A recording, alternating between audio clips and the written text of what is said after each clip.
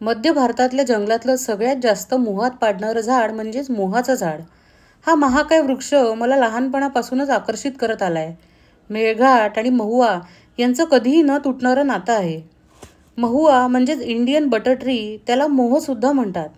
त्याचं बॉटनिकल नाव मधुका लॉन्जिफोलिया असं आहे. मधुका हा संस्कृत शब्द आणि त्याचा अर्थ मधुर हा महुआच्या फुलांना उद्देशूनच ठेवला गेला असावा. लॉन्जिफोलिया म्हणजेच लांब पानांचं झाड. महुआ हे मध्य भारतातल्या जंगलातलं सगळ्यात महत्त्वाचं झाड. महुआला फेब्रुवारी ते एप्रिलमध्ये फुलं येतात.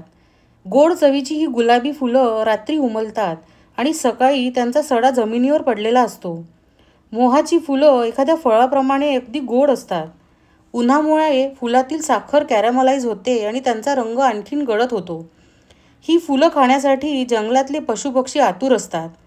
अस्वल, हरिण, हत्ती, वानरं, वटवाघुळं, सिव्हेट्स याशिवाय शेकडो पक्षी मोहाच्या झाडाला भेट देत असतात. धनेश, पोपट, हरोळी यांचं तर हे सगळ्यात आवडतं फळ. हरोळी म्हणजेच ग्रीन पिजनचे थवेच्या थवे या झाडावर चरत असतात. महुआची फुलं रात्री उमलतात, त्यामुळे विविध कीटक आणि वटवाघुळं त्यांचं परागीभवन करतात. अस्वल म्हणजे स्लॉथ बिअरचं हे अत्यंत आवडतं खाद्य. फुलांच्या हंगामात अस्वलं रात्रभर झाडाखाली ठिय्या मांडून बसलेली असतात. पशुपक्ष्यांप्रमाणेच माणूससुद्धा मोहापासून लांब राहू शकला नाहीये. कोरकू गोंड आदिवासींसाठी हे अत्यंत पवित्र झाड असतं.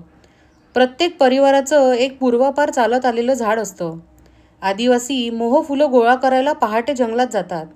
अशा वेळी त्यांची भेट हमखास अस्वलाशी होत असते. मोहाच्या फुलापासून दारू बनवतात. त्यांच्या बारशापासून ते मृत्यूपर्यंतच्या सगळ्या कार्यक्रमात या दारूचं महत्त्व असतं. त्यांचं अख्खं आयुष्य या झाडाभोवती फिरत असतं. मोहाची फुलं गोळा करून ती वाळवली जातात. अशी वाळवलेली फुलं खराब न होता अनेक वर्ष टिकतात. ही वाळवलेली फुलं भाजून खाल्ली जातात. त्याची भाकरीसुद्धा बनवल्या जाते. हे एक प्रकारचं अति पौष्टिक सुपरफूड आहे. असं म्हणतात, आजपर्यंत आलेल्या प्रत्येक दुष्काळात महुआनेच लाखो लोकांचं प्राण वाचवले आहेत.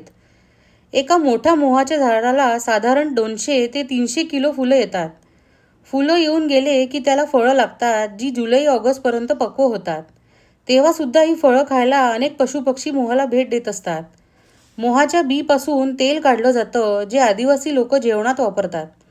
आजकाल त्याचा उपयोग साबण बनवायला आणि बायोडिझेलमध्ये केला जातो. मोहाची चैत्रात येणारी लाल छटा असणारी पानं त्या झाडाबद्दलचं आकर्षण आणखीन वाढवते. ही झाडं तोडायला मनाई असते, त्यामुळे त्यांची संख्या बऱ्यापैकी टिकून आहे. मोहाचं प्रपोगेशन त्याच्या बियाद्वारे होतं.